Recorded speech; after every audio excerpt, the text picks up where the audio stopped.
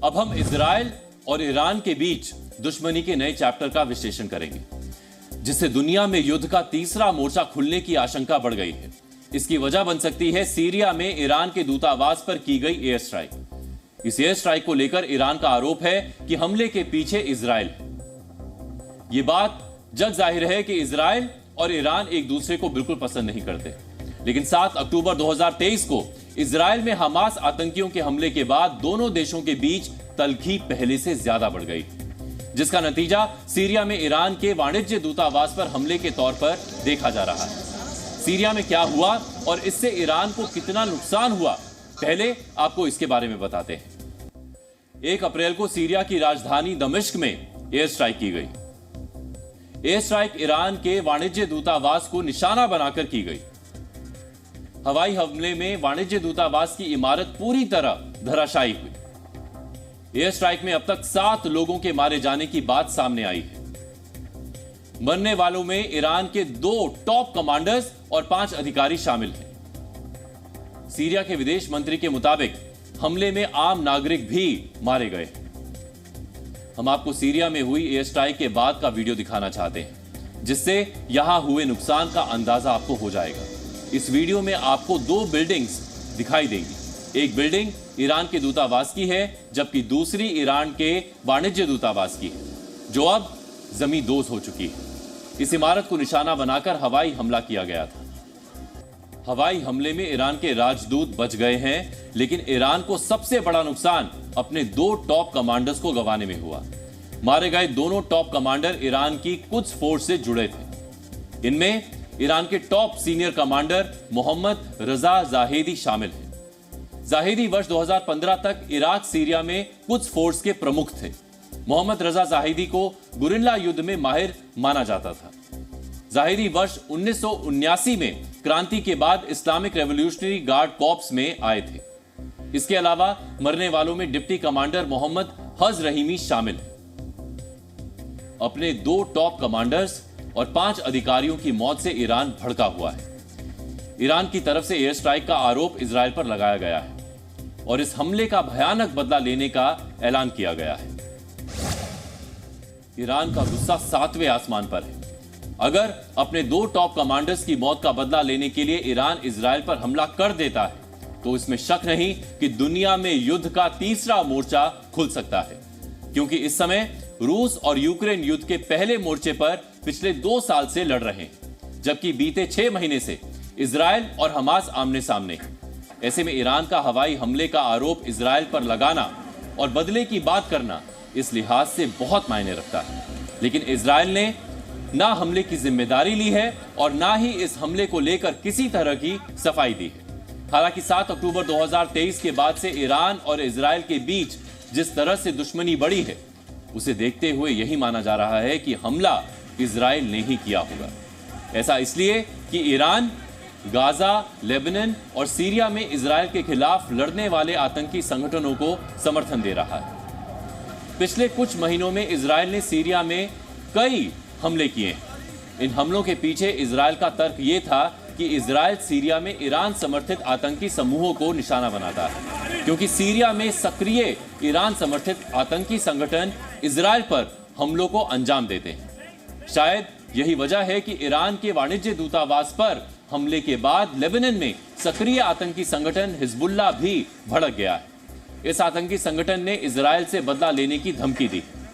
आपको बता दें कि जब से इजराइल ने गाजा में हमास आतंकियों के खिलाफ कार्रवाई शुरू की है, तभी से हिजबुल्लाह इजराइल को निशाना बनाकर हमले कर रहा है। सीरिया के दमिश्क में हुए हवाई हमले के बाद सीरिया के लोग विरोध प्रदर्शन कर रहे हैं। वो सड़कों पर आ गए हैं।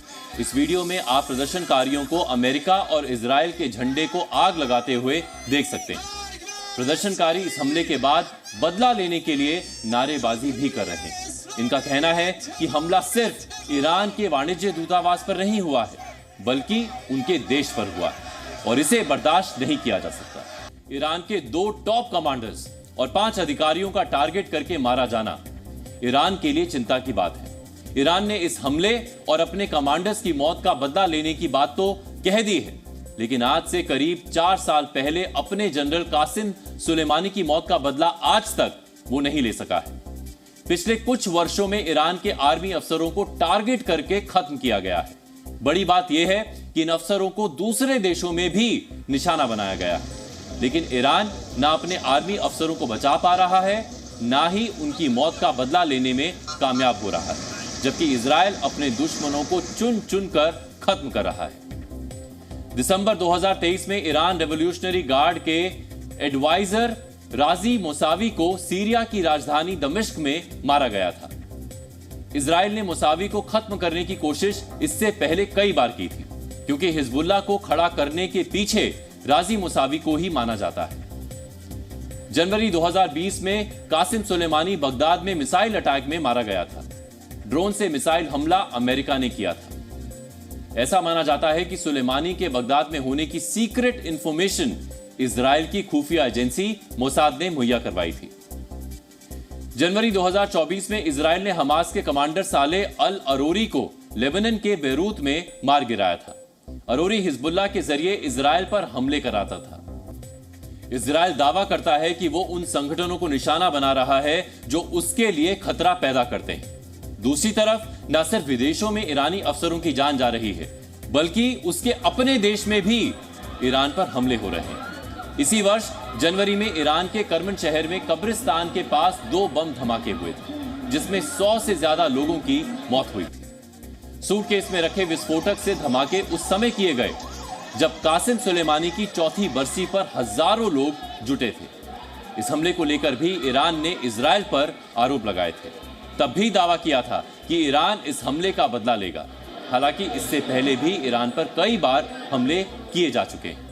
27 अक्टूबर 2022 को ईरान के शिराज में मस्जिद में आतंकियों ने गोलीबारी की। इस आतंकी हमले में 15 लोगों की मौत हुई थी। हमले की जिम्मेदारी आतंकी संगठन आईसिस ने ली थी। 7 जून 2017 को ईरान की राजधानी तेहरान में 2 जगह आतंकी हमले हुए। इस हमले में 17 नागरिकों की मौत हुई। 15 जुलाई 2010 को ईरान के जाहेदान में 2 आत्मघाती धमाके हुए। इस हमले में 27 लोगों की जान गई थी। अब सीरिया में हुए ताजा हमले में ईरान के 7 अधिकारी मारे गए हैं, जो ईरान के लिए बड़ा नुकसान है। ऐसे में अगर ईरान कार्रवाई करते हुए इजराइल पर हमला करता है तो दोनों देशों के बीच दुश्मनी अगले चरण में पहुंच जाएगी। इस स्थिति में पहले से मुश्किलों में घिरे ईरान के लिए आगे का रास्ता कहीं ज्यादा मुश्किल होगा। इजराइल और ईरान के रिश्ते तो ऑलरेडी बहुत ही बद से बदतर हैं, परंतु इस अटैक के बाद फर्क यह पड़ेगा कि रिश्तों की जो खतरा है वो और बढ़ गया है। यानी कि क्या ईरान और इजराइल का आपस में कन्फ्रंटेशन होगा, उसका चांस अभी कम है। परंतु हाँ, ईरान अब इस समय बहुत ज्यादा प्रेशर में है कि कुछ करे, क्योंकि ईरान की साख पे बात आ गई है। कुछ और भी पहले मारे गए हैं इनके रेवोल्यूशनरी गार्ड के सीनियर ऑफिशियल्स। तो ईरान को अब प्रॉब्लम ये हो जाएगी कि उसको अपनी साख रखनी है इस रीजन में कि भाई मेरे पे कोई अटैक करे, क्योंकि देखिए ये जो अटैक है ये कंसुलेट बिल्डिंग में है, और डिप्लोमेटिक वर्ल्ड में, इंटरनेशनल लॉ में जो एम्बेसी का ग्राउंड होता है ना, कैंपस जो होता है, वो उस देश की सॉवरेन टेरिटरी माना जाता है। तो मानिए ये डमास्कस में एम्बेसी थी जिसमें एक बिल्डिंग थी जिसमें मारा गया, तो वो जो एम्बेसी है और जो बिल्डिंग है उसका जो एरिया है वो टेक्निकली ईरान की टेरिटरी है। तो ये पहली बार हुआ है हिस्ट्री में शायद एज सच इतने बड़े हिसाब से कि ईरान की टेरिटरी के ऊपर डायरेक्ट इजराइल ने अटैक किया है। अब सवाल यह है कि क्या ईरान को इजराइल के साथ दुश्मनी की कीमत चुकानी पड़ रही है, या फिर ईरान से कई और देशों को भी दिक्कत है। दरअसल हमास के खिलाफ इजराइल ने युद्ध शुरू किया तो ईरान हमास के समर्थन में खुलकर सामने आ गया। यहां से दोनों देशों के बीच रिश्ते ज्यादा खराब हो गए। लेकिन अमेरिका और अरब देशों के साथ भी ईरान के रिश्ते ठीक नहीं चल रहे। ईरान के एटमी प्रोग्राम ने अमेरिका समेत दुनिया के कई देशों की चिंता बढ़ा रखी है। ईरान अमेरिका की आपत्तियों को दरकिनार कर अपना न्यूक्लियर प्रोग्राम आगे बढ़ा रहा है। अमेरिका को लगता है कि अगर ईरान ने एटमी ताकत हासिल कर ली तो अरब देशों के साथ उसके हितों को बड़ा नुकसान होगा, क्योंकि अमेरिका के अरब देशों और इजराइल के साथ करीबी रिश्ते हैं और कई देशों में अमेरिका के मिलिट्री बेस भी हैं। अरब देशों को भी ईरान से दिक्कतें हैं। दरअसल ईरान शिया बहुल देश है, जबकि ज्यादातर अरब देश सुन्नी बहुल हैं। अरब देश सुरक्षा और हथियारों के लिए 80% तक अमेरिका पर निर्भर है। अरब देशों को आशंका है कि ईरान एटमी ताकत हासिल कर लेता है तो उसका इस्तेमाल उनके खिलाफ कर सकता है। इसीलिए अरब देश अमेरिका के भरोसे हैं, जो ईरान को एटमी ताकत हासिल करने से रोकना चाहते हैं। इस समय ईरान और इजराइल के रिश्ते करीब करीब खत्म हो चुके हैं। इसकी वजह इजराइल का अमेरिका और अरब देशों के करीब आना है। दरअसल अरब देशों के लिए पहले ईरान की तरह इजराइल भी दुश्मन देश था, लेकिन पिछले कुछ वर्षों में बहरीन और यूएई के बाद सऊदी अरब इजराइल के करीब आ रहा है। इसकी वजह अरब देशों का पेट्रो डॉलर है, यानी वो पैसा जो कच्चे तेल के बदले अरब देशों को भेजा गया। दरअसल पेट्रो डॉलर कोई विशेष मुद्रा नहीं है, बल्कि वो अमेरिकी डॉलर है जिन्हें कच्चे तेल के इंपोर्ट के बदले दिया जाता है। इससे अरब देश आर्थिक तौर पर मजबूत हुए। दूसरी तरफ इजराइल के पास मजबूत टेक्नोलॉजी और मिलिट्री पावर है, यानी दोनों की ताकत मिलकर ईरान को रोकने में लगी हुई है। इन सबसे अलग ईरान का आतंकी संगठनों को खुला समर्थन देना इजराइल और अमेरिका को मंजूर नहीं। ईरान हमास को न सिर्फ आर्थिक मदद दे रहा है, बल्कि इजराइल में हमास के हमले का समर्थन भी करता है। जिस समय आतंकवादी संगठन दुनिया के लिए सबसे बड़ी समस्या बने हुए हैं, उस स्थिति में ईरान का हमास, हिजबुल्लाह जैसे आतंकी संगठनों को समर्थन देना दुनिया कैसे स्वीकार कर सकती है? अब आज का प्रेरक विचार, जमीन और किस्मत एक जैसी होती है। इंसान जो बोता है उसे वैसा ही फल मिलता है। जी न्यूज़।